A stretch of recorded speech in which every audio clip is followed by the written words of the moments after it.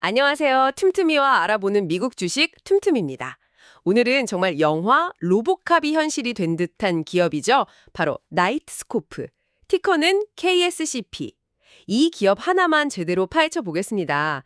혹시 쇼핑몰이나 주차장에서 순찰 도는 로봇 보신 적 있으신가요? 바로 그 로봇을 만드는 회사입니다. 뭐랄까 미래 기술의 총아. 자, AI 시대의 수혜주가 될 거다 이런 기대감이 엄청났죠? 그런데 말이죠. 주가는 왜 IPO 이후에 99%나 폭락했을까요? 레딧 같은 커뮤니티에선 물렸다는 투자자들의 원성이 자제합니다. 오늘은 이 극과 극의 평가를 받는 나이트스코프의 진짜 모습을 들여다보겠습니다. 자, 그럼 먼저 좋은 소식부터 시작해 볼까요? 이른바 희망편이죠. 회사가 망해가는 거 아니냐 이런 우려가 많은데 자료를 보니까 돈은 실제로 벌고 있더라고요. 네, 맞습니다. 그게 바로 이 회사를 긍정적으로 보는 분들의 가장 큰 희망이죠. 2025년 3분기 매출이 310만 달러로 작년 같은 기간보다 24%나 성장했어요. 24%요? 오. 특히 12월 한 달에만 신규 계약으로 100만 달러를 넘겼다고 발표했죠. 이건 진짜 고객들이 돈을 내고 있다는 명백한 증거라고 할 수 있습니다. 그렇군요. 근데 특히 눈에 띄는 게 연방정부와의 계약이던데요. 페드램프 인증이라는 걸 받았다고 해요. 사실 저는 그냥 정부 납품 자격증 정도로 생각했는데 이게 그렇게 대단한 건가요? 그건 그냥 자격증 수준이 아닙니다. 이 페드램프 인증은 이 회사의 가장 강력한 경제적 해자 중 하나라고 볼 수 있습니다. 해자요? 네. 쉽게 말해서요, 미국 연방정부가 쓰는 클라우드 서비스에 대한 최고 등급의 보안 인증이에요. 이걸 통과했다는 건 국방부나 재무부 같은 아주 민감한 기관들이 있잖아요. 이런 곳들이 별도의 복잡한 심사 없이 나이트스코프의 제품을 바로 도입할 수 있는 일종의 프리패스를 얻은 셈입니다. 와, 프리패스. 네, 실제로 그래서 미 보훈부와 계약을 체결하는 성과로 바로 이어졌고요. 와, 그러니까 정부라는 진짜 확실한 고격을 뚫었고 심지어 경쟁사들은 들어오지도 못하게 문을 잠가버린 거네요. 그렇죠. 여기에 더해서 최근에 공개한 신형 로봇 K7이 기대감을 더 키우고 있습니다. 아, K7요? 그 사륜구동 모델 맞죠? 네. 기존 K5가 실내나 잘 포장된 도로에 최적화됐다면 K7은 비포장 도로까지 달릴 수 있는 사륜 구동 모델입니다. 최고 속도도 시속 10마일로 더 빠르고요. 이게 뭘 의미하냐면 공항이나 거대한 물류센터, 심지어 국경지대 같은 훨씬 넓고 험한 시장을 공략할 수 있게 된 겁니다. 와, 정리해보니까 그림이 그려지네요. 정부라는 확실한 고객을 뚫었고 마침 그 고객한테 더 비싸게 팔 수 있는 신제품까지 딱 나왔다. 이거 완전 턴어라운드각 아닌가요? 네, 거기까지가 우리가 살펴본 자료들 속에서 찾을 수 있는 가장 이상적인 희망편의 시나리오입니다. 그 말씀은? 하지만 재무제표를 열어보는 순간 이야기가 완전히 달라집니다. 지금부터가 절망편의 시작이죠. 올 것이 왔군요. 99% 폭락한 주가가 사실 모든 걸 말해주고 있긴 하죠. 매출 310만 달러를 벌기 위해 쓴 돈이 얼마일까요? 음, 3분기에만 순손실이 950만 달러, 우리 돈으로 130억 원이 넘습니다. 와, 130억. 번 돈의 3배를 그냥 까먹고 있네요. 근데 더 심각한 게 있습니다. 매출 총이익조차 마이너스라는 거예요. 네, 매출 총 이익이요. 그건 원가 빼고 남는 거 아니에요? 맞습니다.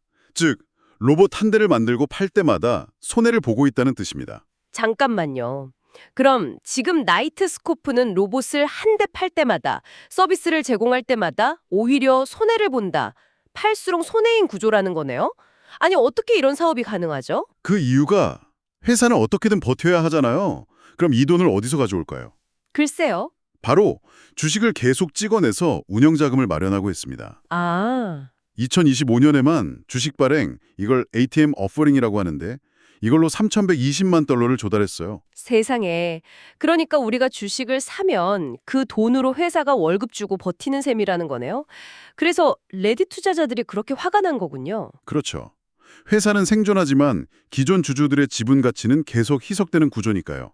심지어 회계감사 보고서를 보면 계속 기업으로서의 존속 능력에 대한 중대한 의문이라는 문구가 계속 따라붙습니다. 무서운 말이네요. 네. 외부에서 자금 수혈이 끊기면 그냥 회사의 생존 자체가 불투명하다는 공식적인 경고입니다. 기술의 미래 가치만 보고 투자하기엔 재무적 리스크가 너무 크다는 거죠. 아, 상황이 생각보다 훨씬 심각하네요. 그럼 경영진은 이 문제를 해결할 의지가 있긴 한가요? 그냥 손 놓고 있는 건 아니겠죠? 바로 그 위기감 때문에 CEO 윌리엄 리가 칼을 빼들었습니다. 최근 실적 발표에서 직접 인정했어요. 지금까지의 주먹구구식 방식은 더 이상 통하지 않는다고요. 오, 스스로 인정을 했군요. 네. 그리고 대대적인 구조조정을 단행했습니다. 크게 세 가지인데요. 첫째, 인력 감축. 전체 급여 비용의 30%를 절감하겠다고 했는데 놀라운 건 경영진의 3분의 1을 포함시켰다는 겁니다. 와, 임원부터 잘랐다고요? 네. 둘째는 시설 통합. 기존의 낡은 시설에서 2배 이상 큰 써니베일 신사옥으로 이전해서 생산 효율을 극대화하려는 거죠. 기초공사를 다시 하는 거네요. 맞습니다. 그리고 마지막 세 번째가 경영진 교체입니다.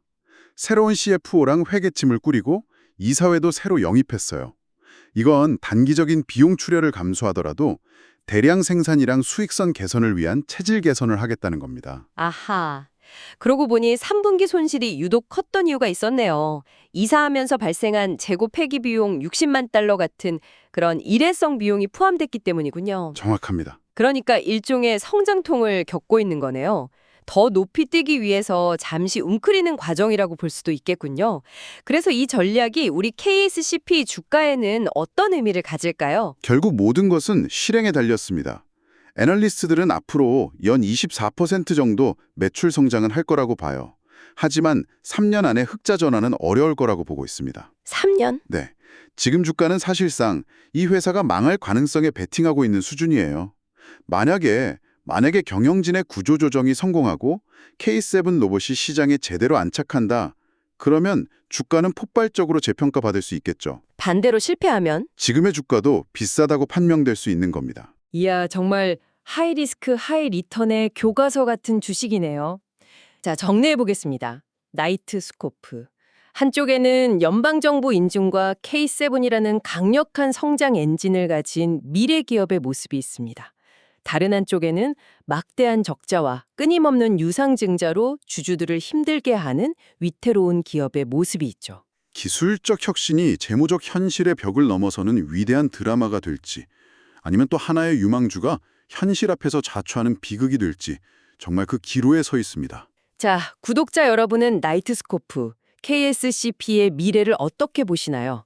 수년간의 적자를 딛고 일어선 제2의 테슬라, 제2의 엔비디아가 될까요? 아니면 투자자들을 위험에 빠뜨리는 거품일까요? 여러분의 날카로운 의견을 댓글로 남겨주세요. 저희도 배우겠습니다. 지금까지 틈틈이와 알아보는 미국 주식 틈틈이었습니다.